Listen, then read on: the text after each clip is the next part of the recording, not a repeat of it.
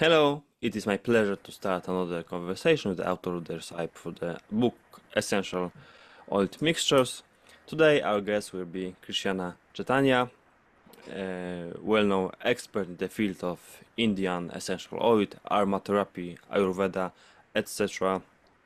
etc. Thank Uh, you. I It's good. can say one thing at the beginning because I'm also specialized in essential oil industry. The aromatic compounds and raw material industry is one of the most rapidly developing sectors of the industries in the world. Each year, new raw materials appear in the market, forgotten ones are revived, new molecules are synthesized, and new formulations are created. These changes are driven by competition, evolving legislation, and shifts in consumer preferences. Some essential oils are produced in larger scale. For example, in 2008, approximately 51,000 tons of orange oil were produced in the whole world. These are relatively inexpensive products. On a smaller scale, due to the difficulty of production, the variety of the source material, oils such as agarwood, iris, rhizome, and saffron are manufactured. For example, in India, because India specializes in such uh, uh, raw materials. Krishana, could you tell something about you, your experience, your practices, and why you are our guest today? Thank you. Thank you. Yes. Uh, we thank you for invitation. So we all are here. Guest, I'm here because we have a common theme of essential oils, something about olfactory, something about nose, and it's about the taste of life, which I call something it's very luxurious. It is not that everybody can understand. Just recently, I was talking to my friend after many years. So he asked me, what do you do? And I said that uh, we make oils. He said, then you make oils. And then he said, what else? I said, then I also teach about oils. He said, teach about oils, about aroma. It took him 5 minutes just to understand that somebody can teach about aroma. So for a few people, it is a totally new field that how can you teach about? Because for him, it was like, you smell something, what will you teach after that? You just enjoy the smell, that's it. So this our common theme is such, that's why we are here. And it's very luxurious in the sense because people have to spend little bit money to have it. And also we need to develop some skills, or we have to have some brain also to understand the subtle nuances. Yes. So this is about our common background, all of us, which connects us. And in India, we make essential oils. Nisarga Farms Organic is our main brand name, where we specialize in distilling oils in upper Himalayan, in snowfall area, 2000 meters, like Kashmir lavender, verbenone, rosemary, Artemisia annua, Rosa damascena, cedarwood, pine, angelica. And new we keep on trying. Like this year we did Narcissus Absolute also. Mm. And yes, so our main specialization, I would say, it's not only just limited to common oils, which India is famous for. Like India is very famous for common oils like peppermint, lemongrass, uh, initially patchouli, but now not patchouli. Then vetiver also, more for brown vetiver. So these are particular oils like in spearmint also. But we specialize more into oils which are there, we more challenging to do, and also very well known, and very few people can do it. For example, jasmine, we make jasmine essential oil. Of course, jasmine absolute is also there. We make red rose, Rosa indica, or ancient Indus Valley rose. So these are our main oils out of our passion, not only just because lemongrass we make in Himalaya or we make peppermint. Of course, these common oils we have. Patchouli, Indian patchouli, we definitely do in very small quantity. And because we have a tough competition from Indonesia and people say that we get from there from cheaper price, I say, okay, but we want to have, we know there's some certain depth in Indian patchouli. And situation now has become such, like it's a little long talk. I hope you can wrap it up. Like people get dry leaves of patchouli from Indonesia in large scale, even in India. Then they distill in India, and still it is not Indian patchouli, it is still Indonesian patchouli. So credibility becomes a very important factor. We give credibility that what we are distilling, it is really from what we are claiming. And when we work with therapy, there is some voice in my background. Is everything okay, Alexander?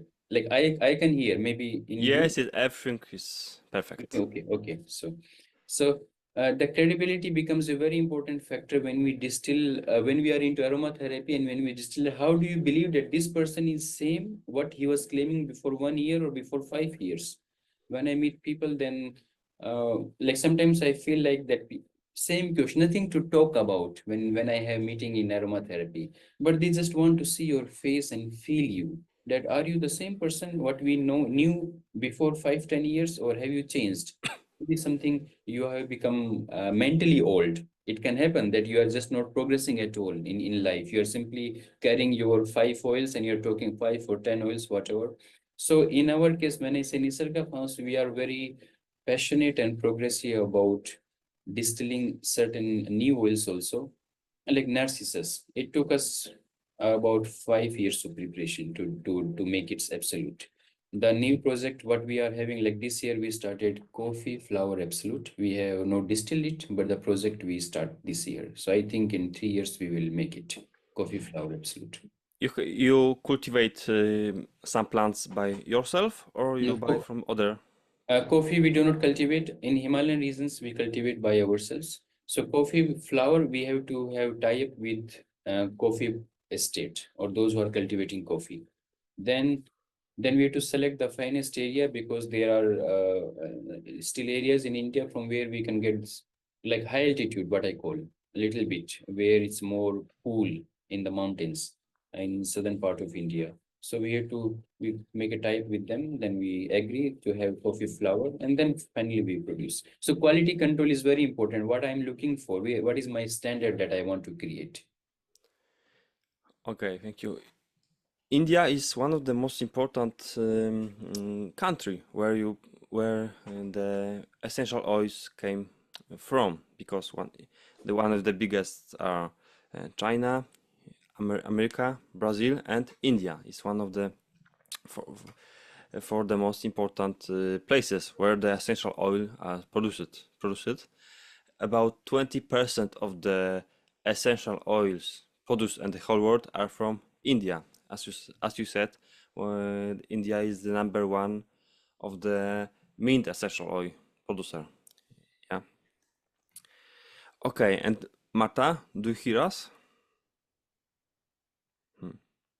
I hope she's not dead.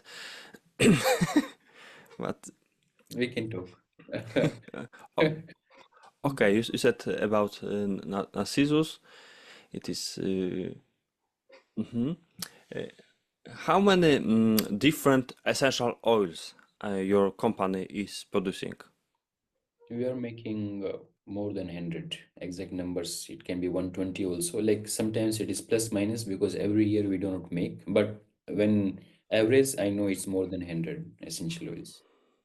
So really large amounts. It's larger amount. Like India is famous for very particular oils, and we are the only people in India who are dedicated to aromatherapy because we have qualification. I have met very big uh, experts in India, or you can say very big expert in the sense those who export essential oil in a huge quantity. What do you say, like 20%? But I realized that basic qualification and passion is missing. They may have a hereditary business, or they may have something which they have grown over the years, or maybe their profit can be, your turnover or sale can be in millions, really in millions and billions every day. It can be, it's not a joke to have sell so many oils. But when we talk about that, when therapy comes, then we are the only one, and here we go for like Narcissus, then lavender absolute, frankincense absolute, benzoin, and so much. And of course it is not possible unless we get cheated by somebody. So we love sometimes to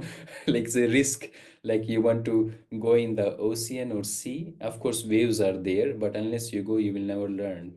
So it's we are ready for that. It happens very often with quality. I have one question. Uh, Does legislation in India is a problem for essential oil producers? Is it very strict about essential oils? No, government supports. So if we are in a farm, we can put our machine there, distillation machine, and nobody will disturb because we are making it. As long as it is something not narcotics, it is always very easy to make as you have a good team. And they will, a good team means we need workers, we need somebody who will be working at the machine, somebody harvesting, collecting, and the whole quality control.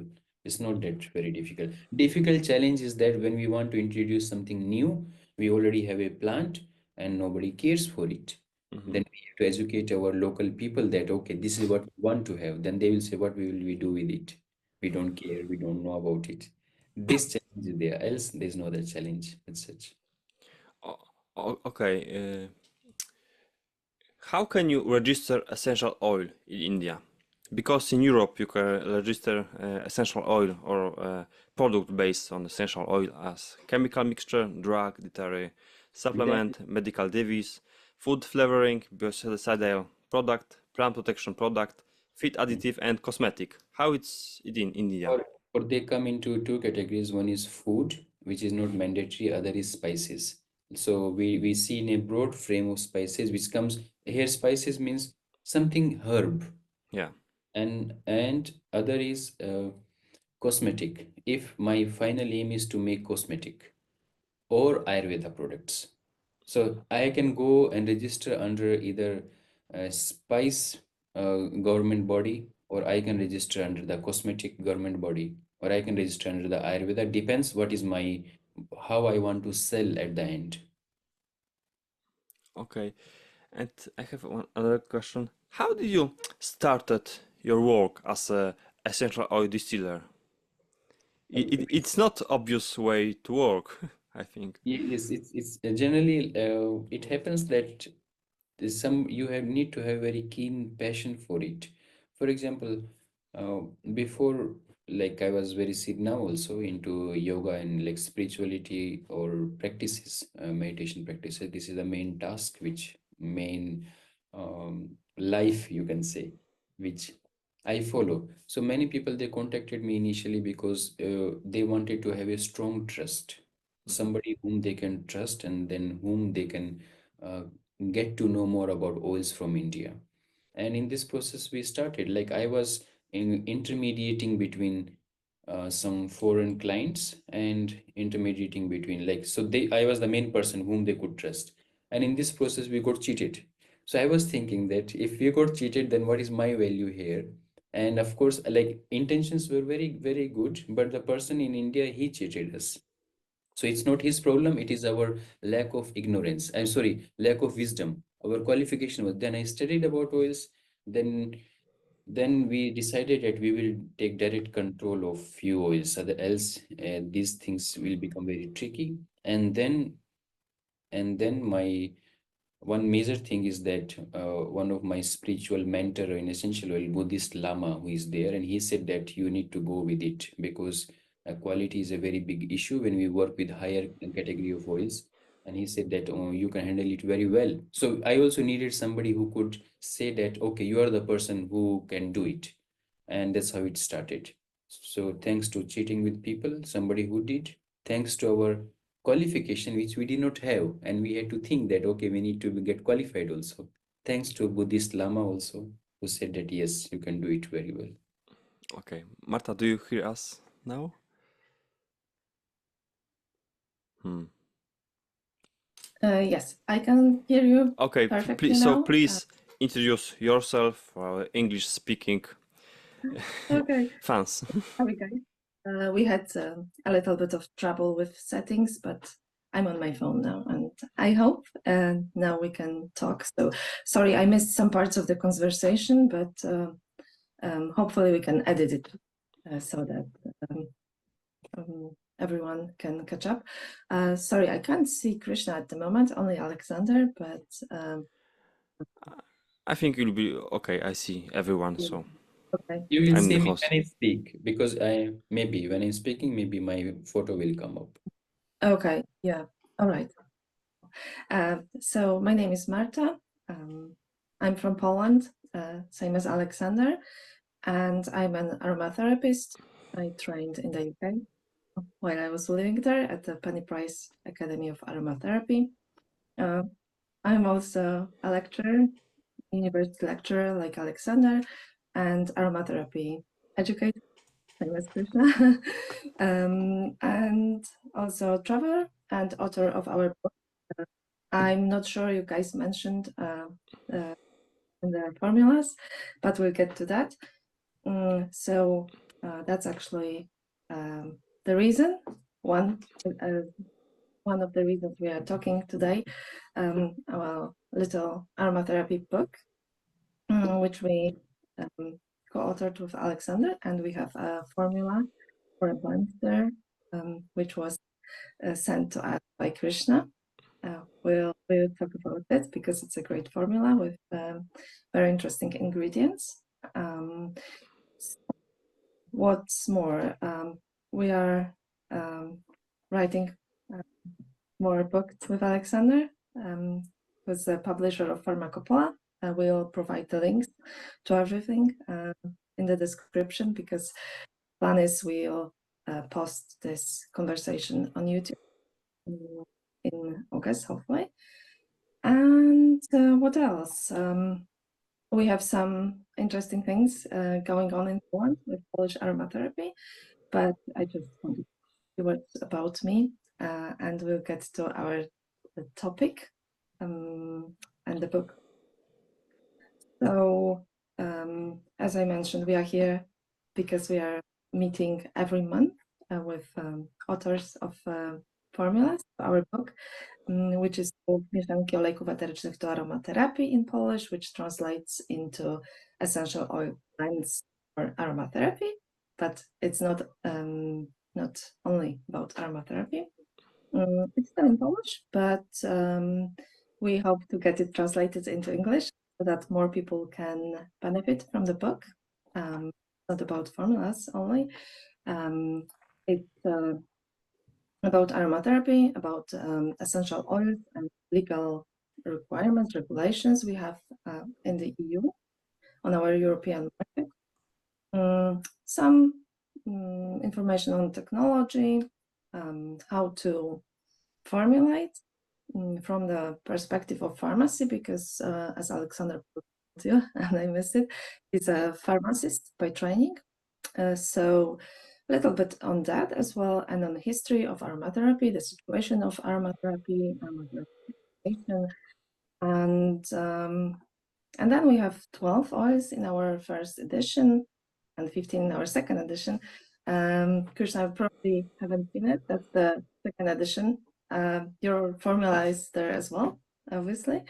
And 15 oils, over 200 recipes, which are based on science, like clinical studies, tradition, old books. We like old books here, and traditional systems like example, and also modern practice. So we have now about 430 practitioners who contributed their formulas to the book, which they use in their practice. Some are authored by me and Aleksander, and others are contributed by our guests, Krishna.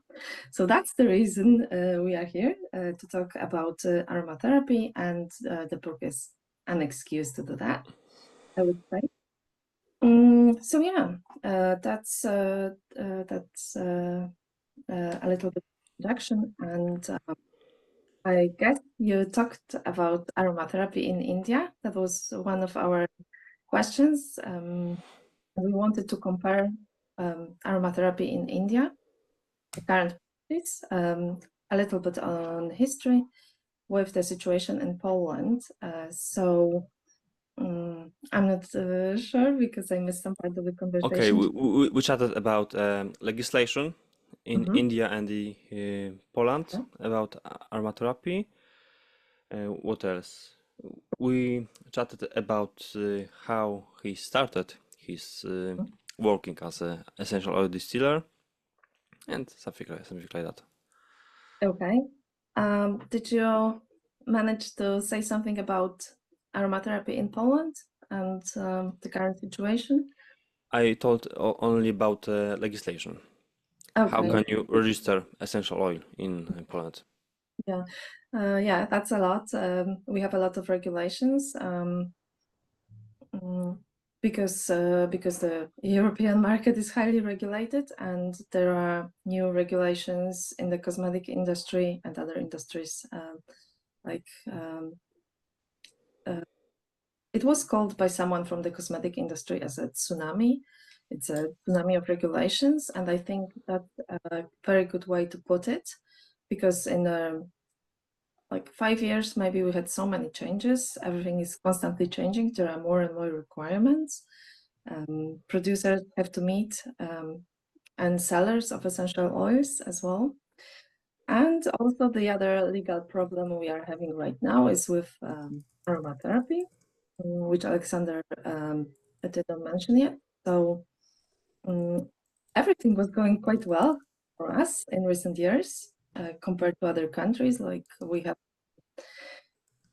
good system of postgraduate courses, so you can learn aromatherapy at some universities even right now. So it's not only like tiny courses, a few hours, and you can call yourself aromatherapist and go make money, which is an absolutely horrible idea. We have like university level courses which take like 10 months or longer to complete.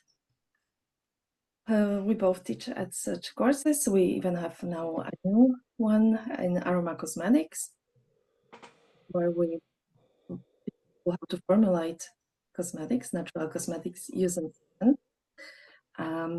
Everything according to our legal regulations. But the problem of aromatherapy is our government wants to regulate it, but not in a way pharmacy or physiotherapy regulated, because we don't have any regulations particular to aromatherapy.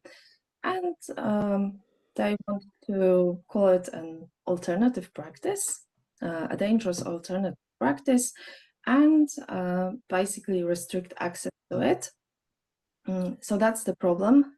Maybe there will be no legal aromatherapy in Poland in a few months, maybe, who knows? So that's a really disturbing development right now. The same goes for herbalism and traditional medicine, which is against World Health Organization like recommendations. It's against what the European Union is proposing and what our neighboring countries have to offer. So that's a very very disturbing, as I said. So I ask a question here, Marta, that if government is like putting lots of regulation, so what issue does it like you are facing? Let's say government has a regulation because it is the job of the government to regulate. Yeah. And as an individual or like practitioner for other people, what challenges like can you give some particular example? Let's say government put a regulation for on lavender oil or peppermint. So do people do not have freedom to use that? It would be more difficult to use them. Like for you as an individual, like a private person, you can buy some oils and use them. However, if you want to use them to treat like sinusitis or sore throat, you have to go to a doctor. So who will treat them? Maybe I can do self-treatment by studying Or aromatherapy. treatment, but you cannot, for example, you will not be able to recommend it for your friend or your client if you are not a medical professional. And we don't have any training specific to aromatherapy. So what you are saying that doctors lack qualification of aromatherapy. Exactly. They lack interest, they lack knowledge. This is very interesting why I'm talking about, like, for example, we have Ayurveda doctors in India, and I have met many Ayurveda doctors. They all recognize essential oils. And I told them that, sir, we want to do something with Ayurveda and aromatherapy because I'm not a Ayurveda doctor. I have studied basic fundamentals Ayurveda, but I'm not a doctor by profession. and they were all very interested. And finally, they said that, sir, we are very busy with Ayurveda itself because it's a huge branch, it's a huge science. Somebody will make medicine, somebody's into alchemy, somebody works with minerals, and like minerals which are part of medicine, some only works with herbalism, and someone works with a complete detox therapy. He said, sir, we are having very less scope to use essential oils into Ayurveda. We just lack of time, what they were telling. And here I saw that the same challenges we are facing, maybe you are in Poland also, that doctors lack time unless Mhm. somebody introduce it into first year of their MBBS, or you see the doctor degree. Mhm. Exactly, that lack of time, lack of interest, and training, which are all connected. Yes, but the difference is in India or in other countries, it's easier to pursue a career of an aromatherapist. No, It's no. See, I'll tell my challenge also, which we are facing, and maybe we are facing same challenge which you are facing in Poland. I gave doctor example. So doctors' body, they are not they recognize, but legally they are not accepting it. They have respect for oils. Everything is okay. Sometimes they can give, but still they do not make a main part of their Ayurveda treatment. Mm, And I see okay. their limitation. Then when I see myself, I have, okay, whatever qualification I could have, I have enough qualification now. I'm not going to go to a doctor degree because I do not have time in this life that I spent 5 years, or Mhm. unless I'm very crazy with these ideas. So we found a solution that we'll create one doctor in our family, Ayurveda doctor, who will also be aromatherapist at the same time, because such people create a change. And if we keep on pursuing somebody who is not a part of, who doesn't know my work since beginning, it's very difficult, because most of the doctors who are experts, they're like 50 years old, 45 or 55. They are again, like their life is almost done. Like what we expect from them? Even with their expertise, they can treat individuals. It's good enough from them. So we need somebody young, and like maybe you can think about what I'm model, what we are trying to work here. We are uh, putting lots of efforts to have some doctor, Ayurveda doctor with aromatherapy qualification, so Mhm. that in future, after 6, 7, maybe till 2035, we can integrate aromatherapy more seriously into India with Ayurveda. Unless Mhm. a doctor appears, very difficult to do. Yeah.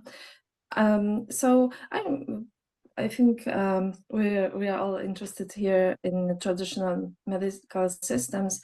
The difference between India and Poland is that Ayurveda is well No, established. no, no, I'm not saying that. I'm saying maybe is you have to sponsor one doctor, a regular doctor who will get sponsored by you and also be interested in this such aromatherapy, and that somebody has to help further. Like that's what I think it is in France. Mhm. Yeah, that's a good example. I see another problem in Poland Uh-huh. because we don't have a lot of essential oils which are registered as drug. Okay. When the essential oil is not registered as drug, you Mhm. couldn't use it in conventional therapy. Okay.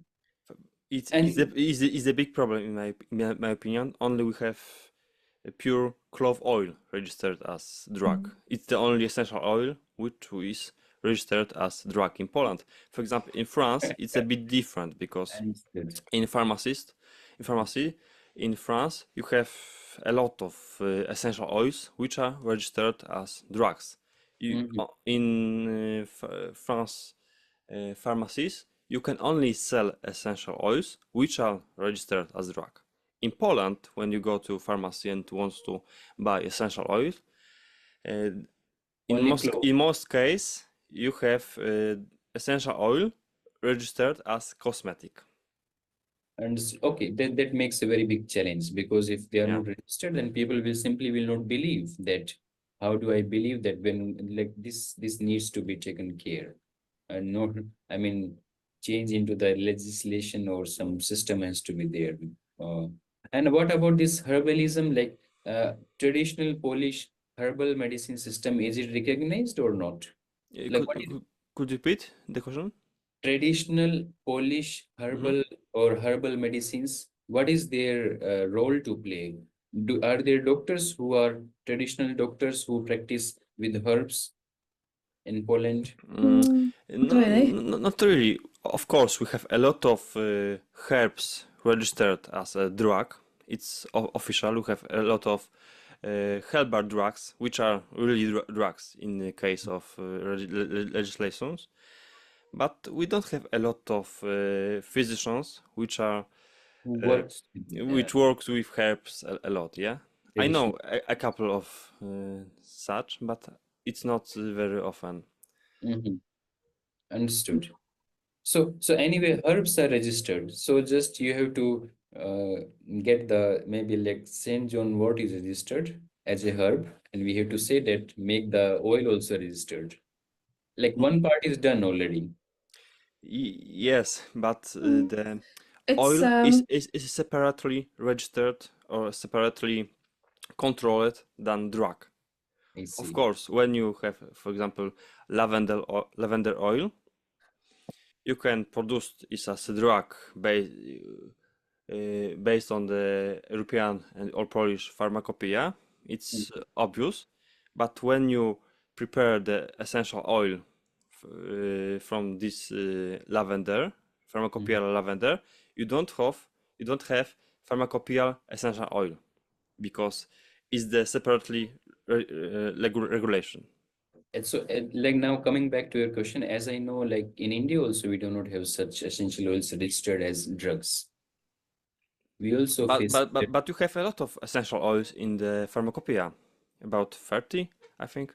we have a lot, but if tomorrow if I want to sell my essential oil as a medicine in some pharmacy, I cannot sell. I can sell it when I have Ayurveda license, and then like same challenge we also face what we are facing. The only difference is that because of Ayurveda background, like in India, India has strong Ayurveda roots still very active, so it gets supported indirectly uh, because of Ayurveda. Whatever we have to see, we'll always look back into Ayurveda, but separate association with or registration of essential oils is not yet, nor in pharmacy people sell in India such essential oils. So yeah. similar So problems. It's Yes, interesting. and I think we are not looking forward to solve it in very near future. It will take some time, but slowly it will happen. yeah. So you have the advantage that Ayurveda is. Yeah, Ayurveda advantage is huge. Yeah, that's exactly what I thought. And back to your question about traditional herbalism in Poland, it is more popular and better known than aromatherapy, but still less popular with doctors and other medical professionals. And it's not as well established as Ayurveda, I think. People are using herbs, but for little problems, ailments, but not as a whole system like Ayurveda. That tradition in Poland is not as rich as in India. And so you even have like two types of doctors, regular doctors and Ayurveda doctors, and then you can choose. And we don't have that. And our government is even against traditional systems like Ayurveda or other like Persian medicine, TCM, which we call traditional Chinese medicine, all that stuff they want to label alternative, dangerous, and Yes. That's a serious thing because like in India when we have these Ayurveda doctors, so they many times they also prescribe to allopathy medicine. They are not against it. They say that it is the patient is important. A patient has to get treated from allopathy, we'll simply give them because in this 5+1 6 year tenure of training, they also learn more than basics of allopathy medicine. Like they're not rejecting the other. They're simply more specialized into Ayurveda. If they Mhm. like I was having a treatment, and then in the treatment there was something diarrhea, loose motion was there. So doctor said that we need to look at stomach. Some herbs were given, and he said that maybe night would be very difficult for you to settle down the stomach. So he took one small medicine of allopathy. And nobody raised a question that, oh, you are Ayurveda, why are you giving such medicine? No, patient happiness is important. And slowly then start come back to again herbalism. So Mhm. flexibility matters a lot. And maybe that's why people are not against them, because they approach both in a very friendly way. Mhm. Yeah, that's a very good system you have. We should have it too. I think that would be perfect if we would have like teams of health professionals, doctors, nurses, for example, even Ayurveda professionals, because why shouldn't we have access to it? I think it's a great system, and if someone wants to be treated in that way and can be treated in that way, they should have access to it. And that's also the problem, that we don't have treatments like that in standard care. So we lack regulations of aromatherapy training, and it's not available like standard care. So you can't go to a regular doctor and ask for an essential oil. Some doctors sometimes specialize in that, and you can expect it from them, but they are exceptions to the rule, and so it's difficult. And then people have to self-medicate, or they can go to people who are not well trained, and they can be dangerous. They can exploit their clients or patients. So it is a problem in Poland too. It's not like everything is perfect and the government has no reason to regulate, because even it happened. There are well-known cases that people died from dangerous practices, where they went to someone who had absolutely no training. They were seriously ill and ended up dead. So there is need of regulation and training. However, it is done in a wrong way, I believe. So so we'll see how it goes. And on a more positive note, I heard you talked a little bit of plants in the Himalaya and your work, Krishna, at Nisarga Farms Organic. Do you want to tell us a little bit more of it?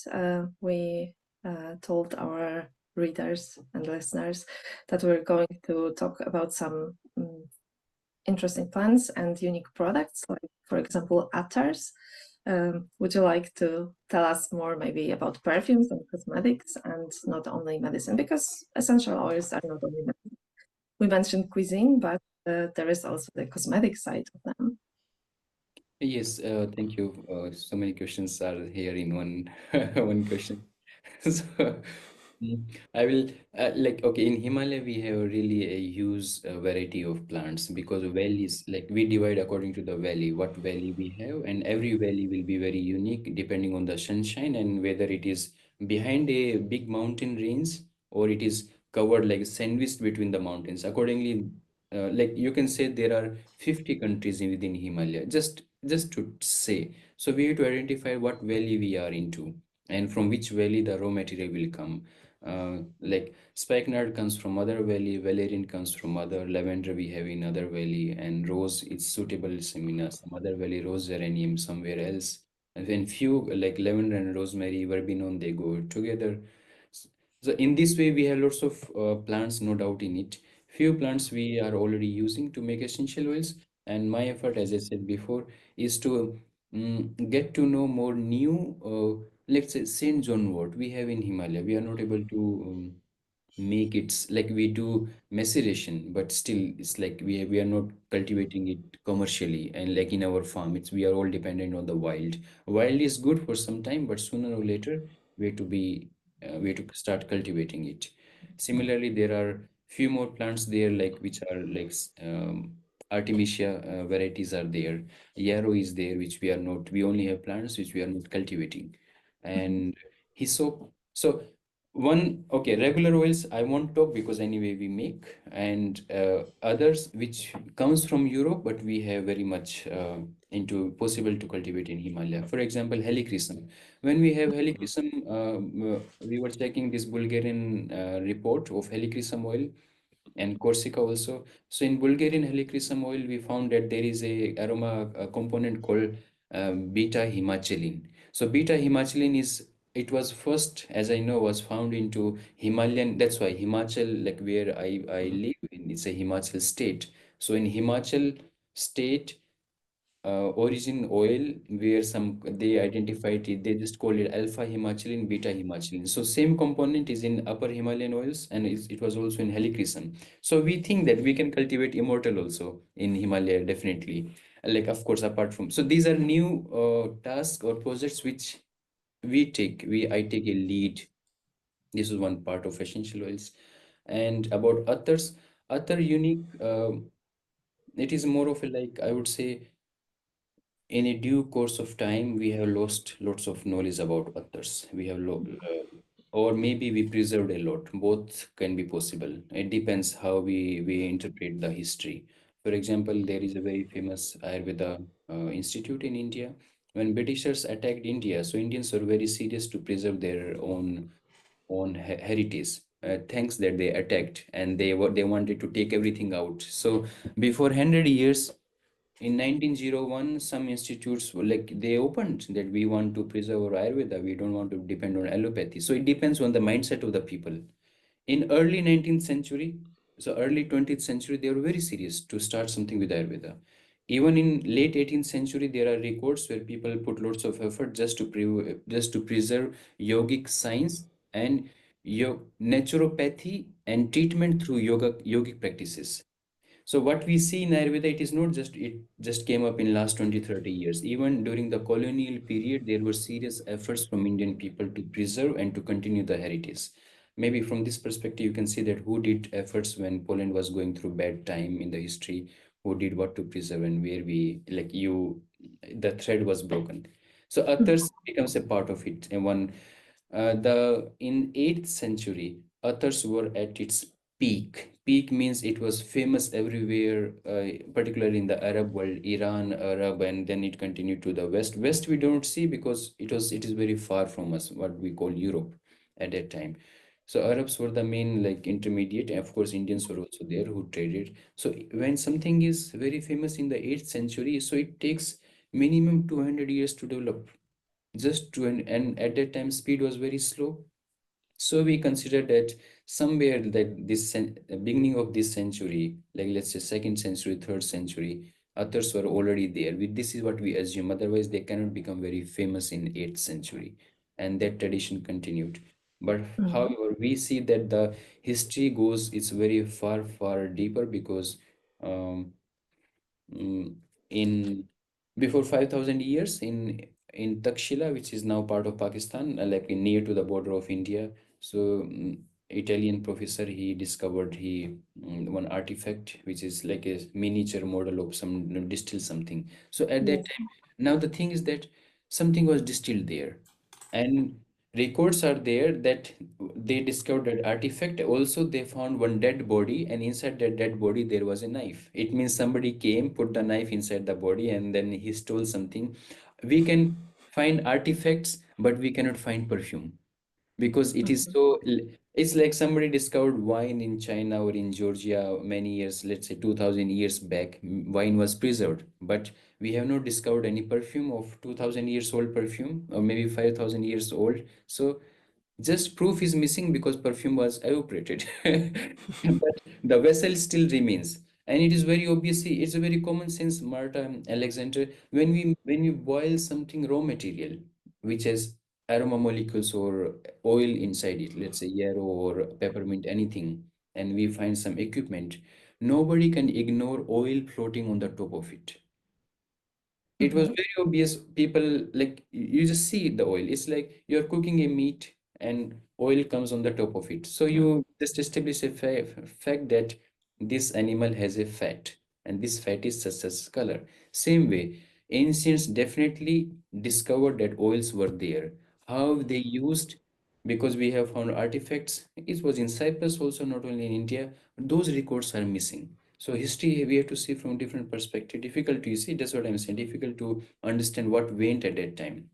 We only Mhm. know the 8th century it was at its peak because attacks were constantly from the west part of India. Like west means Tajikistan, Kazakhstan, and these Arab part, whosoever came over, and then slowly shifted to an interior parts of India. And that's how. So this is a little bit history about others. So others are basically very therapeutic in nature, and they were first. monitored by the Ayurveda physicians, because they realized that the aroma can heal you, not only for your skin and scar or somewhere, but also it heals you psychological, because psychology is a very big part. When you go to Ayurveda doctor, so doctor asks two things, like doctor takes a kind of your mini interview, what problem you have, high blood pressure, blah blah blah blah, and they ask you two questions: do you believe in God or not? If you say no, it's okay. He will just write. If you say yes, he will write. Maybe his prescription will change after that. Doctor is not saying, I believe in God or not. He's asking you, do you believe? Second, he asks you, are you happy or not? Are you happy with your immunity? So psychological, doctor goes so much into psychology. So psychological, Eastern psychological training is very deep with Ayurveda. And this is why we, like in even what I'm teaching, it's a very core factor. So they realized very clearly, the ancient one, our ancients or ancient human beings, that essential oils penetrate very deep in the consciousness. So when I talk, like it's connected to aroma meditation also. When I teach aroma meditation, where we use few essential oils, we use others also. So five five layers of our body oils should penetrate. My gross body is there. Inside me, there is another body is there. There is another body, and so we consider five body. If the oil can penetrate at a very fast speed, then we say that okay, psychologically it's affecting, and then how we further break the parameters of psychology. So others are used in such a way for therapy, for psychology, for skin and healing. The same way essential oils are used. But since Ayurveda says very clearly that one single solo oil is never enough, synergy matters, at least two, at least two. So others are co-distilled in that sense. We realize that even if you make rose oil, rose is floating on the top, but it's not enough effective. We have to add something more into it, and then sandalwood become the main primary base to ingredient to receive the to capture the aroma of, let's say we are making rose here, sandalwood is here, it will capture. And in recent Mhm. years, recently we are using golden jojoba also, because it's more therapeutic, like very good for the skin and tolerates hot temperature very well. We have home production. So this is a little bit about others, how from skin to psychological part. And also in certain cases, these are given recommendation by Ayurveda doctor. Let's say Ayurveda doctor will tell you that you have to take sandalwood oil few drops because you have some problem in your throat. Then you have to see case by case that why that this doctor is recommending. So there are prescriptions also. Like directly doctor will not say that okay, you have come here, I'll give you oil and you take. Because the fundamental rule is that in Ayurveda, start with herbs, because herbs are very mild and body can tolerate it very well. Once we start with herbs, then if it is not working, we have to see how it works. Then we add some minerals into it. Minerals which are uh, purified, minerals for the body. Let's say iron, gold, silver, even mercury goes in the very last stage when nothing can be done, but stomach is good enough to tolerate. And then in specific case, doctor says, okay, herbs, but no, directly will come to essential oil because it will work more faster for you. Maybe sandalwood powder is not working, then oil will work for you. So this has to be seen from the whole perspective. What is the stomach condition, digestion, digestive part of that, what whether it is a situation in the home, and you give someone sandalwood powder over oil, and already in home their family is fighting. So we have to see again in what case it has to be given. Sorry for maybe I could talk from others to all is a big story.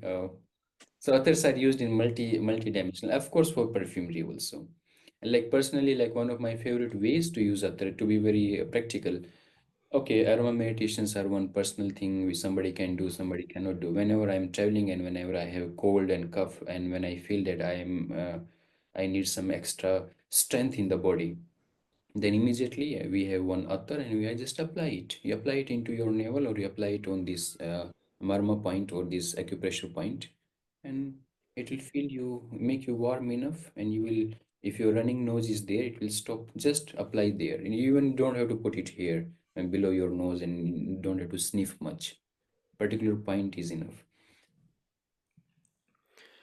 Okay, what a great story. I have one small information about history of the attars in the India because of course the attars are produced in India for a very long period of time, but the I can say the perfume industry of attars started during the Islamic Mughal dynasty, yeah, Mhm. especially around Uttar Pradesh. Yes, Yes, yes. Uttar Pradesh, and still it is a very well known place where the attars or other essential oil are produced. Only this information about the history of attars, but it's very interesting, in my opinion, that We the have to Moguls reintroduced, I can say, some perfume producing practices. Yeah, we have to see a few more perspective here. What you said, you are right here. Because in 8th century in Uttar Pradesh, which is a state in India, and like Kannauj is the main area where it got preserved. There were few other centers also, but slowly, in due course of time, they disappeared. Kannauj somehow remained. But the credit finally goes to the classical Ayurveda book Charak Samhita. Mm-hmm. Charak Samhita book, it was translated into Iran. And I don't know what they called it. They call it uh, something they Samhita Charaka, something in the Irani's language, the Iranian they translated it into. So from here it started, and from there they got these ideas of hydrolytes, and further they refined those ideas, and then this debate that who made rose oil first. It was Indians who made, or it was like it was Iran. Okay, whosoever made it. What we know that Indian book was translated Ayurveda into that. In Iran language, and further they got more ideas, or maybe they polished it further. So it's same thing like acupressure, Chinese acupressure. So origin of acupressure is India, it is very clear. And when Bodhidharma is very famous figure in whole China, Japan, and Korea, more popular than Buddha actually. When he reached China and when he was in silence for more than 99 years, he did not speak to people in China. So he is the main person who gets credit for acupressure and to integrate Taoism and this Indian into China. So same way, others we have to again go back into Muslim popularized it more as a perfumery, Mm-hmm. and Yes. and maybe they also adopted Indian Ayurveda system of herbalism, and then they created their own system, and which still India protects them. Like India says that we respect what medicine system is followed by the Muslim people, we respect that, and there is a government body also for it. So India has a we have a ministry called Ayush. Ayush means Ayurveda. Unani means which is from Muslim. Greek. Uh, okay, Greek Unani or means Greek medicine, something like Unani is that, because they combined, yeah, Greek medicine with the Indian traditional systems. I can say. Unani. Uh, then there is a Siddha medicine, which is again a part of India. Then there is a naturopathy also, and Unani, as far as we know, it's not only Greek; it is also combined with this Arab world. Okay, so there are this ministry is there which gives recognition to all, and they also have a space for folklore medicine. Means there are certain herbs which Ayurveda just could not capture, but they existed. Only local people used. Who will recognize them? So they also have space for them. So this is a whole broad spectrum. So others, okay, Muslim people they popularized because aroma was very nice, and but somehow ideas were exchanged a lot from India to Arab or whatever from Greek, and then they were used as a perfume. But what we call athars generally today, because they don't want to use alcohol, so they start to use some other other ingredient to just and to say that it is alcohol free. So we have few versions of attar. One is called classical athars, where we make the way like in base of sandalwood and the same raw material, and one is neo athars, where simply people mix absolute of jasmine, absolute of tuberose, and then they add maybe some perfume ingredient which is not non-alcoholic, and they say it is attar. That's what whole lots of Arab world is flooded with. And then there can be little modified athars which we like when we use jojoba oil, Yeah, because sandalwood has become more expensive. So we have to see that in what way it is being used and where it is a trade meaning or therapeutic meaning. So when I use others, then for me it is from therapy sense. But when I go in public in the market and people ask me that what do you make others, then for me very difficult to reply because this person is thinking something aroma only. Mhm. Good aroma which will make happy. It depends from what background they are. And those who are from very serious, like those who have heritage of 200, 300 years and they're still, I call them other houses or they're still working, they follow their own classical recipes. They have written. Yes. Yes, it is difficult to say when you have perfume or when you have drug. Yes, Yes. especially in the field of aromatherapy. Yes, right, right, right. So it depends how we want to use it at the end. Mhm. Yeah, so to maybe sum up a little bit for our listeners, especially our Polish listeners who might not be familiar with attars and Indian history, as you can see, India is a very big country with a very, very rich and long tradition. So the peak of attars production that was around the 7th or 8th century, as Krishna said, which was even before our state, Poland, existed. So it's a very, very long history. Biodiversity, and especially in the Himalaya region, where Krishna is now, I believe, with this beautiful natural background behind you.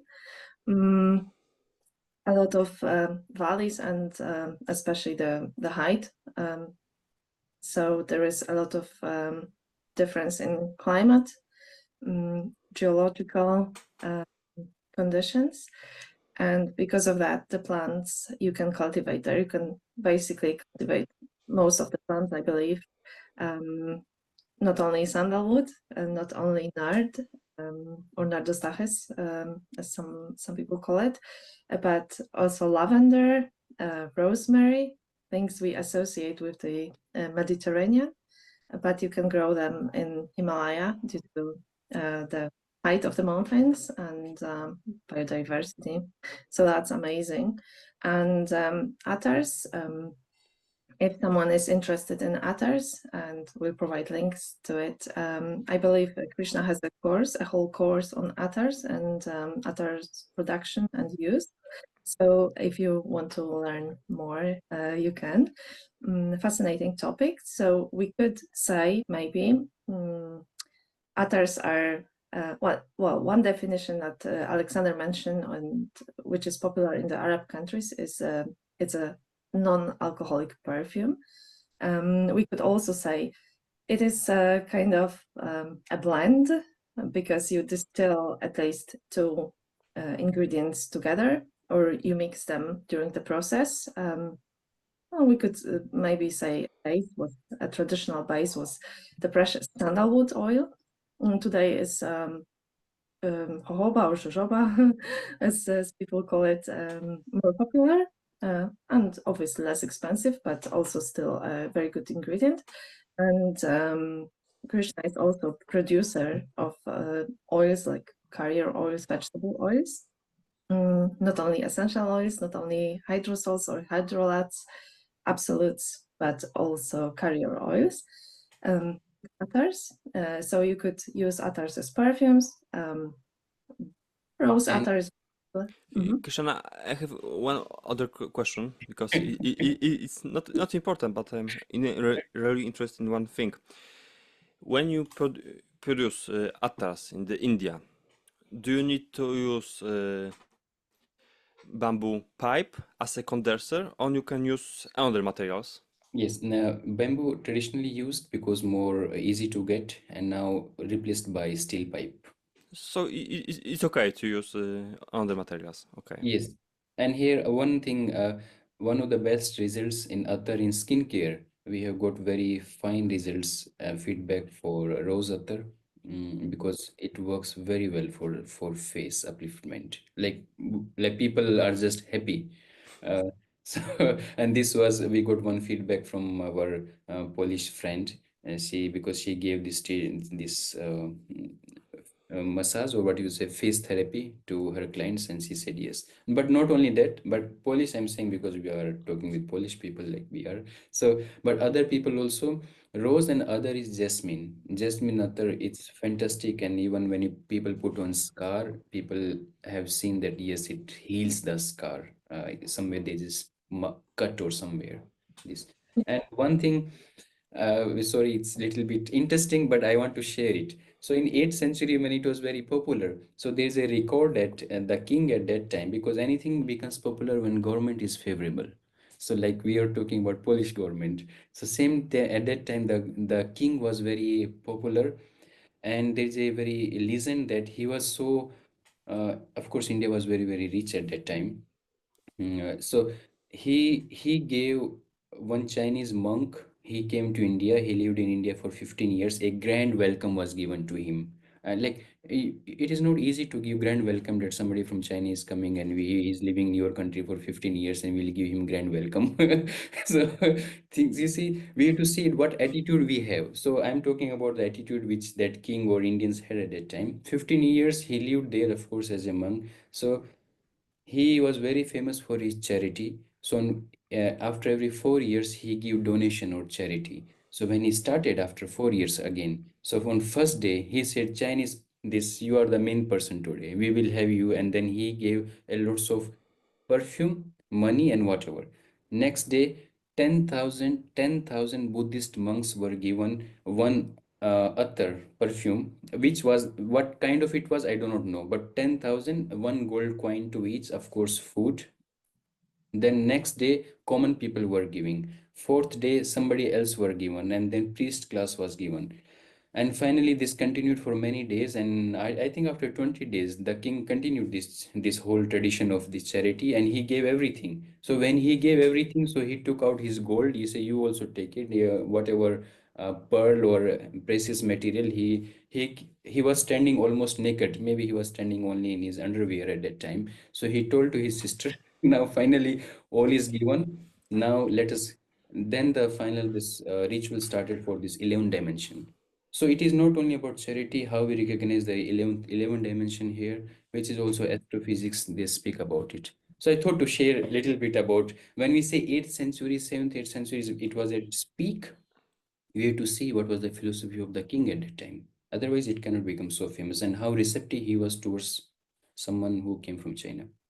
Mhm. Sorry for long. That's an interesting story. And you also mentioned sandalwood a few times. We talked about patchouli, vetiver, but sandalwood is very interesting. A lot of people today in Poland, but I think in other countries as well, are concerned about sandalwood and buying the oil.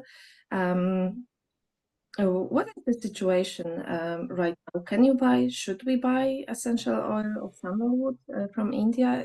Are there any restrictions? Restrictions are there. Sandalwood we cannot sell directly. We cannot export because the quantity is very less produced. We can sell officially in India. There is no problem. Within India, it's fine. Maybe when Indian population, in Delhi, once I saw a watch, a main Delhi city. So there I thought it is a watch because every second there was something plus plus. It was population of India. Every second one person is born. So I got confused. It is a watch, or then it was saying population of India every second plus plus plus. So we have so many plus every second one person is born. So we are enough to sell sandalwood within our country. If our population is very less, then maybe we'll start to export. So consumption is huge within country. So export is difficult. Lots of documents are needed. If somebody wants to buy, then maybe when they travel to India, then they can buy, or they can ask some friend to bring when they are in India. Yeah. And you mentioned travel to India, and we talked a little bit of history, especially the distillery equipment in Taxila. I always talk about it to my aromatherapy students when we talk about history of aromatherapy, and then we learn about the history of distillation.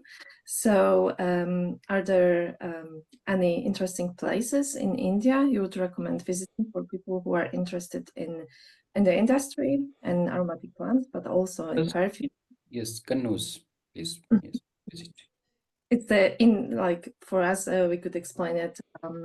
The Indian grass is the French capital of perfumery, and Kannauj is even older. It's an ancient city where the production goes for ages, and people can visit it there. So, what other places would you also recommend? Can people visit your farm or farms? Is it possible? People can visit our farm, but in April there was a terrorist attack, and so after that we had to close because it's a in border with China and Pakistan. So you see, we always have neighbors. You also have neighbors who don't allow you to live peacefully. So we also have neighbors. This is a part of life. So philosophically we say, who is my neighbor? Who is very quiet? How it is possible? Somebody should disturb me. Then life has some juice. We have to find it very juicy. Otherwise, life can be very boring. So our neighbors are there who don't allow somebody sometimes to live peacefully.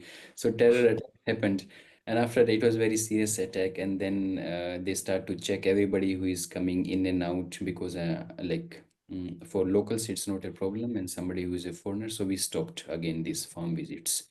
Uh, Sensitive due to, and then we also got a feedback from people. Like I asked many times people that what would you like to see and visit? Do you want to see lavender farm? They say no, lavender we have seen a lot in Bulgaria or France. We want to see something unique. Then they say we want to see vetiver. Then somebody say I want to see cedarwood, like the forest, which sometimes you see in my photo in the background. Someone says something. So everybody comes with their own idea. Then I said better we start with Kannauj then, where we can explain the tradition more better to you and how. And someone like from France recently we got an inquiry and they said that we want to see jasmine and distillation. So for me, like personally, to be very, very frank, somebody is not buying oils from me and somebody wants to visit the farm. It's look little bit like I'm lack of time because we have to invest some energy somewhere. So we got inquiry from France and they said that we want to visit your jasmine. They only bought samples. So I'm sorry if I speak like that, but we have to see that with whom we communicate more. And if you are only buying samples of 5 grams or little bit and you want to see directly jasmine and you never even take interest in jasmine, why shall I show you my jasmine farm? So, so we have to see not what you can visit, what am I contributing to this industry, not only, I mean, to me, but this whole community. Then doors are always open. I have another question. Do you produce anything from long pepper people longum or not? No, not yet. Okay. But it's very big part of Ayurveda. I know it's why asking because Even I I'm have. really interested in the history of spices. I also wrote a book about history of spices, so it is why I asking. Okay, we have Okay, to thank you. meet again for the spices book also. Yeah. Krishna mentioned a few very interesting and important topics. Jasmine distillation, you heard it right. There is jasmine essential oil, not only absolute, which is more common, but jasmine essential oil is much more costly to Very produce. yes. It's very expensive. I believe, it's one of your most precious oils. And very few really means really very few people buy it. Sometimes we have some situations like last year one customer was asking continuously that I want jasmine hydrosol. It's you see it's not available easily. We also know that it's not available easily. I want. When we made it, I don't want. So so at that time, so I'm talking about everyone has different financial situations. We respect it, but certain things are so rare, so please take it when it is available. So jasmine is such. We make it, we don't make it every year. We make it once in 3 years. Okay. Consumers are very less. So it's very rare. Yes, it's very rare. And here in such situations, others are very good substitute. Because when we make jasmine attar, we make it with jasmine sambak. It's a steam distillation. So the price comes very low. Of course, still expensive, but still very low compared to jasmine essential oil and easy to use. You mentioned hydrosols as well, or hydrolats, some people call them. Are they popular right now? Do you use a lot of them? Are they also used in Ayurveda or mainly essential oils and attars? They are used a lot in Ayurveda. a lot. The name of hydrosol in Ayurveda, hydrolate, what we call more concentrated, it is called arc. Arc means when we distill something, but still we don't take out the oil from it, and still it is more in concentrate form, arc. So, like whatever is used when somebody has somebody is fatigued and there's a loss of energy continuously. So, whatever hydrosol is given, agarwood is used again to energize, like pull the energy up. Sandalwood, like hydrosols are really used in Ayurveda, no doubt in for Is consumption. in 19th century, for example, they used water, what is water hydrosol from Iovan or Trachespermum ammi. It was used in India to treatment the cholera. Okay, they used. And still, a few Ayurveda, the same water, Mm-hmm. few Ayurveda companies, they sell it. Oh, Yeah, this day. we make Great. it soil and they sell. And so, the only problem with Ayurveda, what I see now is that we have a lot of stuff, but we are limited to something. We are not going next step. Maybe somebody, but we are not in a hurry. So, so hydrosols are used definitely, and they are used like used in maybe in Poland also. You use hydrosols in cooking to make desserts. Yes, like A little bit, but I'm not sure they are popular. There are people who are interested in hydrosols, and they like to experiment. We know, or most people know rose water, but what you call rose water in a shop doesn't have to come from distillation. Different products are called hydrolat or hydrosols. So it's not so popular, but some people are trying to use them. Maybe restaurants. So yes, mainly cosmetics. That's our use for hydrosols, cosmetics and aromatherapy. And do you use them as blends, or do you only use hydrosol from one plant in a treatment? Or we use them mainly like for skin care and also to treat, let's say, some stomach issue when their energy is low, and also in food. For example, it's summertime, I want to have yogurt or okay, something fermented drink, but I want to make it more aromatic, or I want to have the property of that vetiver. So in that I will add rose or vetiver accordingly, and maybe a little bit sugar according to my taste, and that's how we make it. So it's a okay. very practical way to make, of course, to make desserts also. I Uh, think too, when you prepare biryani, yes, you use rose water, for example. in biryani, rose water we use if uh, cardamom is less used. Otherwise, cardamom Okay. will consume, or it will eat the aroma of rose. Mm-hmm. So in Understand. general, so to substitute that, now people they use synthetic flavors, yellow color and red color. Like with hydrosols, I also remember like cumin is there. So we make cumin essential oil, cumin and brown cumin. Mm-hmm. And cumin is very good for women.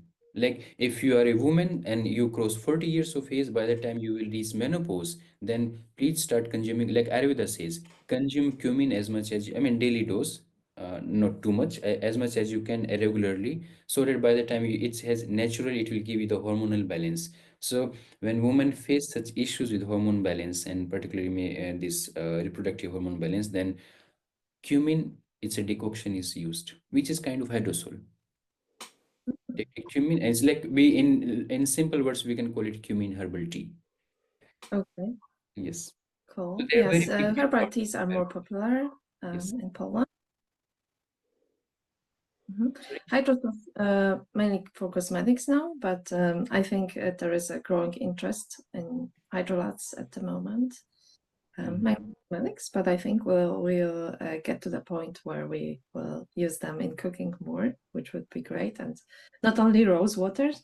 I'm working on a project with two friends about hydrosols and their uses. First part is about cosmetics, and I was looking for recipes with hydrolats in old books, and it's like rose water everywhere, rose water, rose water, rose water. Sometimes orange flower water, Mm-hmm. but or lavender water. We call them waters as well, aromatic waters or flower waters, and it's like rose water everywhere. So I think we should change that and use not only rose water, which is also my favorite, or one of my favorite. Hydrosols is great, no question, but we should get a bit more diversity in our practice of hydrosols in skincare. And you mentioned also like stomach troubles. So then you use them as a drink or As a drink, in. which cumin and that ajwain, what we call, Mhm. which in cholera it was treated at that time. So we call it ajwain. So it's water. Again, it is used a little bit in. So it's all they now in layman's it becomes a part of herbal tea. Mhm. Okay. I like vetiver as essential oil. I add it to potatoes when I'm cooking them in an instant pot. I just like the smoky aroma they get from the oil, which is great. One of my favorites as well. The cholera epidemic you mentioned, that is a very interesting topic. I'm reading a book. Well, I'm reading a few books at the moment, but one of them is on the history of Cologne. Which is coming from Germany, but there are a lot of legends, and the book is from German, it's written in German, it deals with the history, and one of the legends about the origins of Cologne is an epidemic, or probably cholera, in India, where at the time a British army was stationed, and they had an outbreak. So one of the doctors tried to find a remedy for that, and he formulated a blend, which turned out to be Cologne water. The recipe got somehow to Germany and was produced there. Usually we think about the origin, there are like monks and angels, and obviously Italy is, and Italians is one of the sources, but there is even a legend that it comes from India, and that it was a remedy against an epidemic which worked and then brought to Europe. Not sure if it's a very it's a very likely story, but an interesting take on the history of cosmetic, which we all like. And hydrosols are added to perfumes and cologne water. Woda kolońska, which we call it in Polish, is one of the ingredients. Could be like rose water or orange water, which is really nice. Good quality of hydrosols. Like we in Korea, they are using our hydrosols, sandalwood, vetiver, and rose, and like these, and they make very amazing face serum. Like even I was surprised at how can you make from our. It's not about like I'm not telling about from ours, but they said you give quality, that's why we buy. But I was surprised that from this they could make such an, and it really works. We have seen the results very clearly. Mhm. Anyway, Korea is so famous for this face, whatever you call, reborn. They make it you look so young, and Yeah. then so they made it with our jasmine hydrosol, and one was with vetiver and rose sandalwood. Yes. So Hmm. those who are experts, they really use hydrosols in a far more better way than even I can think. So knowledge is like it's a infinite. I also do not know many things. Yeah, hydrosols are great because we have a lot of variety, and there are also a cheaper way to get a scent and get to use a product from a plant. Like you mentioned jasmine, for example, rose. The oils are very precious, very costly, and then you can buy or narcissus as well, sandalwood. You can buy those as hydrolats. You can formulate blends with them and use them also as an ingredient in your perfume formula, which is very, very interesting, and infinite possibilities, basically, because or even vanilla.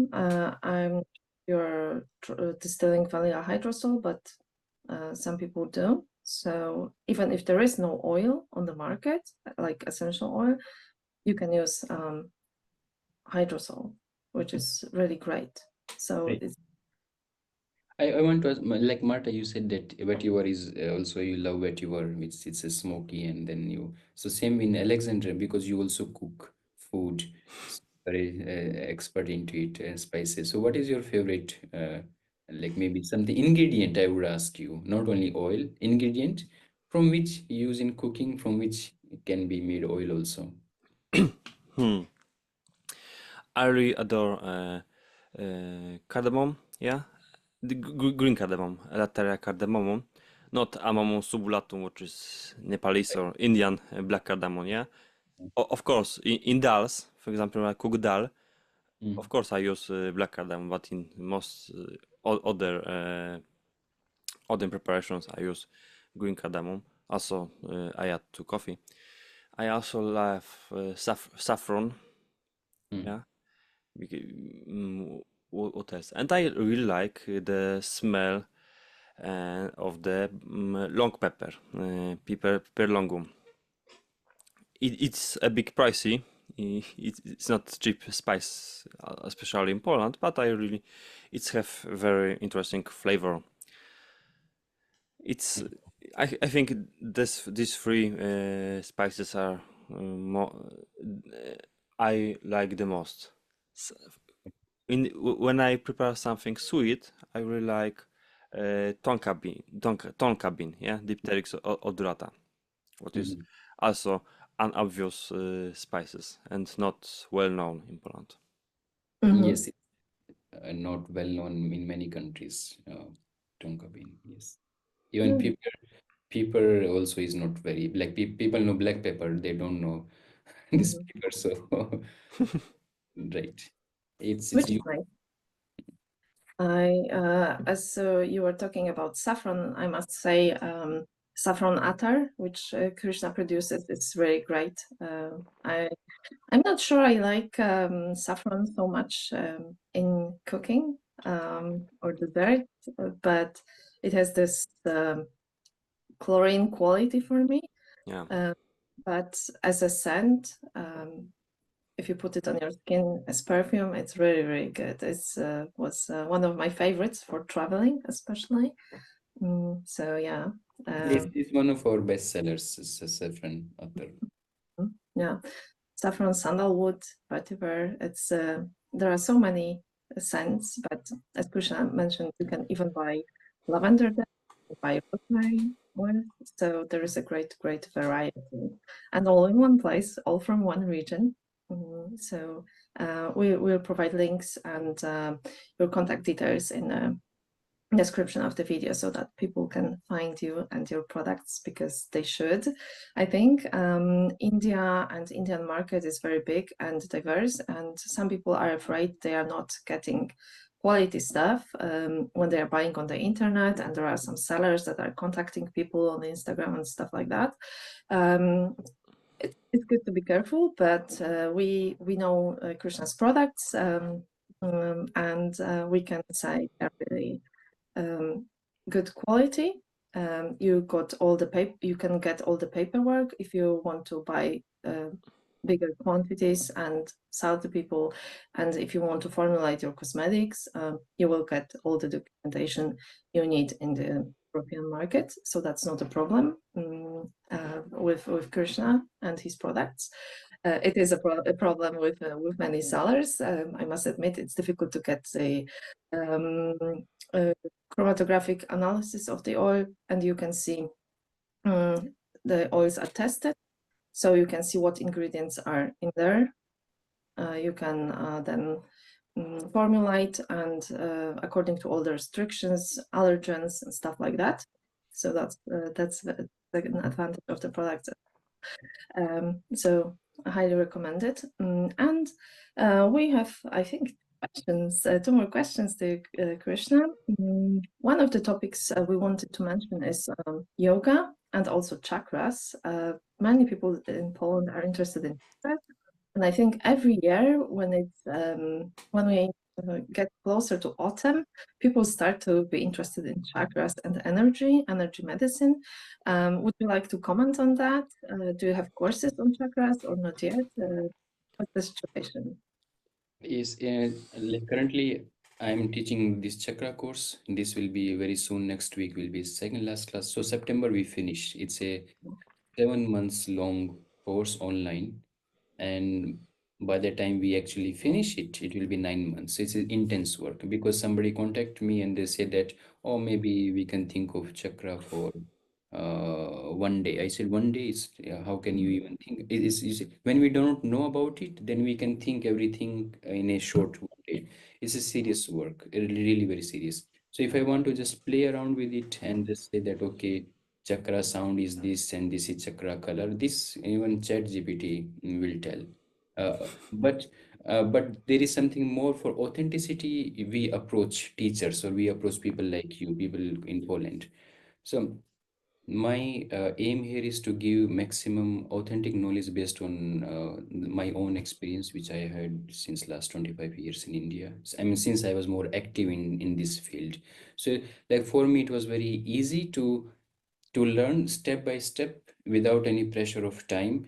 But when I have to teach, I realize it's very difficult to teach because how will I put my so many years of experience into a set of few classes of so. But I'm teaching it, and with in each class I give few practices, sometimes two, sometimes three, sometimes maybe only one. So every class there is a practice, then we practice it for 30 days, if not 21 days, whatever the situation allows. And then we again go to the next class, we learn further, we again, and by the time we are in higher chakras, then it's then the whole uh, package or the whole situation gets clear that what I was thinking about, because I've seen that students, they have their own ideas about chakras. Like simple, I think that base chakra is sex chakra is some other chakra. So they were just confused with that. And I think heart chakra is because I cry a lot, so maybe my heart is active. So maybe you have more emotional problem, not only heart. So we go into and these are all details of psyche. Chakra simply means details of psyche. And by the time we work on sixth and seventh chakra, I mean top chakras, we look beyond psyche also, where we don't have to depend. So it's like you enter the dragon very seriously. You get in, and then finally you to get out from there. So this chakra with, of course, with there are blends also, and they are very expensive to make such blends because blends have all expensive oils like musk, rose, saffron, helichrysum. Okay, bergamot is cheaper, but we have many expensive oils. Sandalwood we have used a lot in blends, various blends, and in each blend there are on an average 10 essential oils, and they're well crafted. It means it will work. If it is for your fourth chakra, it will work on your fourth very much. There's no doubt in it. It's not, even if you apply somewhere, it will affect directly. So this is how they are created. They are not just mixture of three or four oils or just water. And they are difficult to make because sometimes like we do not have enough oils in stock, because we also want to sell to customers, not only to chakra people, and production is less. So yes, this is about chakra. I seriously recommend to those people who really want to uh, work very seriously in life. If they think that life is all good, if they think life is bad anyway, then fix your problems first. If you think life is all okay and still something more is needed, then welcome to chakra.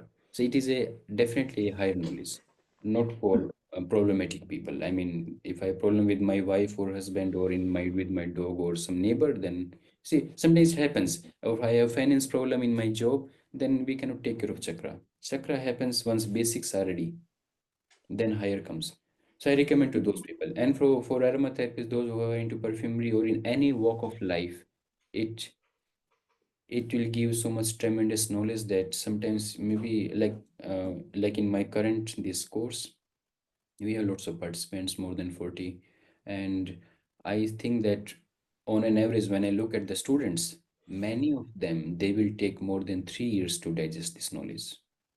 It's not that easy. So I also give a little bit slowly, step by step, because I know. But like I'm saying, the group, maybe for few people, they digest it within 1 month. But on an average, I know it's so much knowledge. So this is about chakra. And then practices are very important, which are part of aroma meditations, because uh, if I'm using a oil, and let's say I'm using rose oil or any oil, sandalwood oil, and the price of one oil is one drop is maybe $1. So I want to make the best use, because to earn money is not so easy. So how it can be more effective for my whole life, not only just sleeping good or wake up in a fresh way, or I feel more successful today, not only that. So inner work is directly chakra work. That's how. Mhm. So those who wants to learn, okay. I mean, this year I'm already doing. Next year we will see when we announce again. Very good, very interesting. So if you are committed to um, expanding your knowledge as an aromatherapist, you want to learn more about Eastern aromatherapy, that course might be something Mm, for you.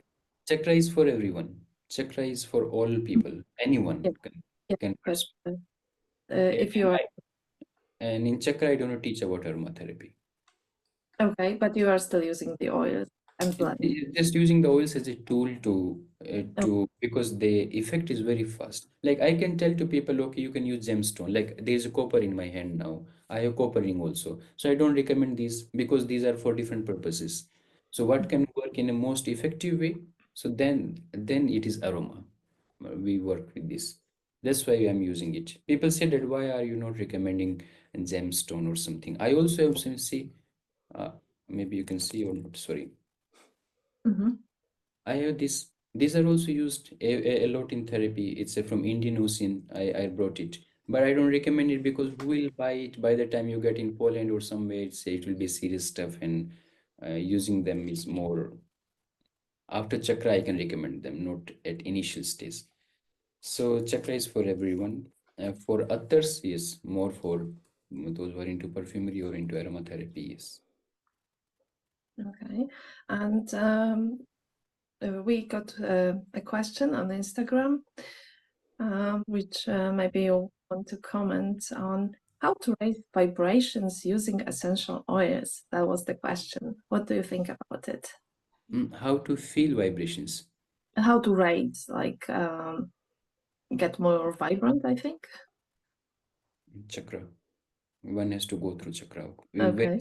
One, see, there's no escapism from it. If I'm serious about me, to make myself more sensitive, if I just close my eyes and I want to feel that something is there, then I'm not in hallucination, in reality. Then first I had to be serious in learning, and then I should start breaking my own hallucinations, which I've created. So many, you see, in this course, so many people are there, then they are mm, they're saying that our hallucinations got broken. I thought I'm a very cool mother. I thought I'm very such. I thought I'm very loving, and it's just simple thinking process. There's nothing wrong in that. But when we are serious with it, then vibrations we can increase, like my own potency, how I can feel. So the only way is inner work, not only chakra, inner work. But Mhm. chakra is I would say chakra is the most systemized inner work, very systemized, utterly. I mean, traditions are everywhere. It's not only in India, in every country, in every there are traditions, but it's too much systemized. Chakra. So, Mhm. and it takes you from very bottom till to the top without much risks, like because teacher is there, I mean I'm there, it's very important with who is guiding you further. And then slowly we open other secret, what we call not secret or esoteric dimensions, but these I took later in the class when fundamentals are not ready. Like it's a very joke, a few of our participants, they are saying that, oh Krishna, I feel that my second chakra is okay, third is okay, but I have problems. I think I want to work with higher chakras. And when then I said that let us not create such image for our. Let us come back down to basics again. How can you even think that your basic is all very okay? When I see that there's you have problems already, so but people don't trust it. They think that my 1, 2, 3, 4 is all okay, but I just have to work with. Many think like that. So why I'm saying it, not because somebody has a problem or that, because in many traditions in India, uh, they only talk about three chakras. They don't talk further because they know fundamentals are fundamentals. So again and again, how we connect, interconnect, still we have to take care of top. What I'm saying that inner work is only possible when fundamentals are done. And chakra is a great system to work at the bottom and also to rise on the top.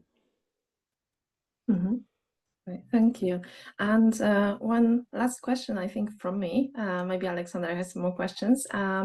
What do you think, what is the place of aromatherapy and essential oils in yoga practice? Is there a place for them? Do you use them combined, or do you think there are separate fields? Yes, it is definitely a very serious space for them, very, very serious space. We have to look from cultural perspective. And it's all about connected to your purification, your energy, and what this question was asked about vibrations and how much I'm serious, ready to work with me. Like when yoga is there, uh, like I'll give one example. Like this wood is there. Okay, I'm holding it for, and this is cedar wood. Mhm. This is cedar wood. We have cedar wood essential oil also. And it is all about vibrations. And this wood, especially wood, because electricity, it was struck by electricity. There's a huge tree, 40 meters, and when electricity fall on it. So then we go further details into it, that how the same, it has some aroma. I'm using it because we are having interview. I know it will help me to give more better replies to you. So, so, so this is all about, like when we do any yogic practice or any practice from any tradition. So the first we start with aroma, olfactory, because it's direct. Uh, it bypass many layers. And second, we start to work with these specific tools, like it can be wood, which is struck by electricity and still surviving, or something like copper or something, or what I show is, it's very heavy actually. Uh, so such. So whenever we do practice to make ourselves more open, receptive, flexible, and also to preserve the effect of the practice. I did my practice now. I want to preserve it for next 3 to 4 hours. Aroma plays a very big role. Not only for muscle pain. Okay, after practice, serious yoga practice, somebody may, you see, have a muscle issue or some nerve stretching. So then you apply for whatever lavender, rosemary, peppermint you want to apply. But in yogic practices, when you want to work with my own inner silence or my own further higher self, then of course, essential oils in a combination, the blends are perfect tools. Right, thank you so much. But I doubt that people really use it much. I think most of the people, they don't know about it. So like yoga should be integrated with aromatherapy. This is my very strong opinion. They are a little bit separate. They should be integrated. Mhm. Like culinary, like Alexander knows about it. So he knows about oils, he knows about. So similarly, those who works with, and you meet any qualified chef anywhere in the world, they know about oils. Because like they cannot miss the oils. Similarly, culinary has to be associated very strongly with aroma. So aromatherapy is not standing alone. It fits into various situations. It's like I have a tie. It will fit on many clothes. Same ways, aromatherapy fits in many walk of life. Yes, I agree. I think you can um, connect, combine aromas with basically any aspect of life. And yes, any Yeah, aspect. find them everywhere. You can use them everywhere.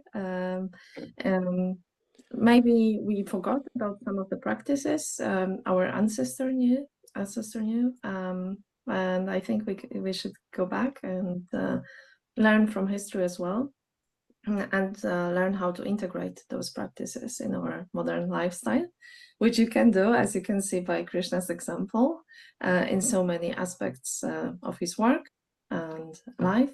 Mm. And it's not only inner work, it's not only esoteric or alchemy, it's not only cosmetics or cooking, finances as well, running a successful business.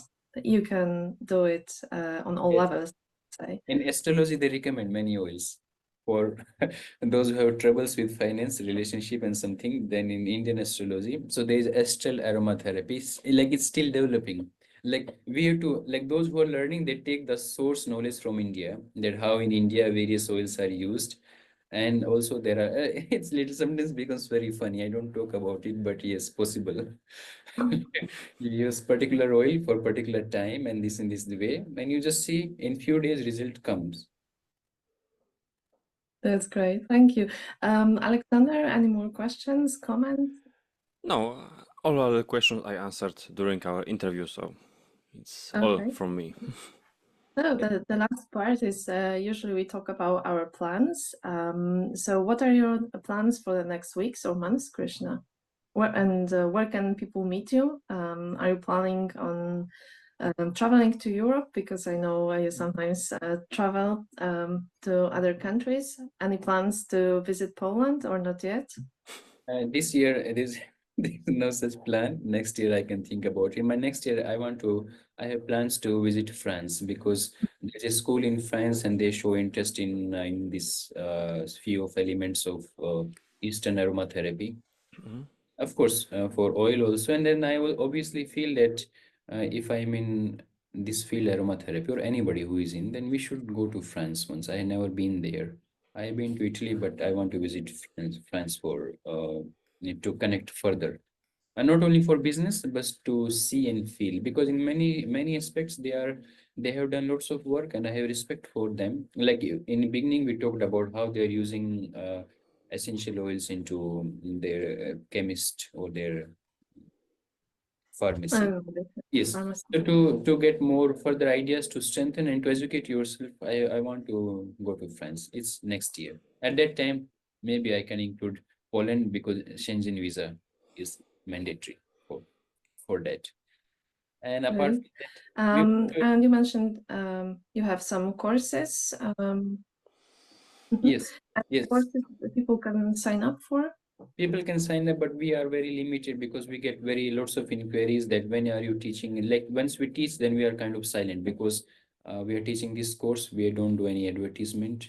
So that's Mhm. apart from that. In October, we have plans to uh, a small course Ayurveda aromatherapy for absolute beginners Mhm. from scratch. How they can. So we'll focus on very few oils, 7 to 10 oils, and then this is the plan. But we are not announcing it now. Okay. Chakra finished, then we will see. Mhm. But it's needed. And then there is also a plan to, from my side, there's a book called 50 Question and Answers with Krishna, which I gave in various, in like time or in during course or webinar. We have used uh, kind of, you can say, literature already, which I have spoken here and there. So from my side, it is ready. Our team is not publishing it. So Okay. I wanted to ask you about books because Alexander and me, we are interested in books. So we like reading, writing, and Alexander is also a publisher. So maybe a short book in Polish someday. But we are waiting for the English version right yeah, now. the same thing. This English version from my side. So it's like a 50 question and answers where I given my professional replies, and they can give hints to people from various different fields of life. This is one book upcoming, and the second, once we finish the chakra course, then we are seriously thinking that maybe some information. See, chakra course is expensive. Everybody cannot participate, and every cannot participate. When you can read a book of $10, why should you pay $1,000? Yes. So, and of course, those who are serious, they will pay. But maybe somebody wants to start with $10 book only. So Mm. we have got this proposal that please put this knowledge into a book. Everything I cannot put because practices I cannot mention there, but I can inspire people that why do they need to go through this whole system, how it helps. So anyway, this whole material is ready. We have to delete the dead part, which can only be taught in person, online or offline, and it can turn out be a little bit more. You see, maybe more than 200 pages book easily. Yes, this is one plan, and the next plan I don't know when it will happen. I have plans for one more book because I got this training in my university to write something.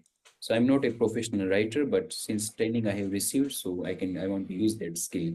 So it is about how to transform life into 2 hours. So we Mhm. still thinking about the right topic, the secret of life in 2 hours or something. The exact it has not come, but yes. And the first book, we have already put the title, The Root of Life.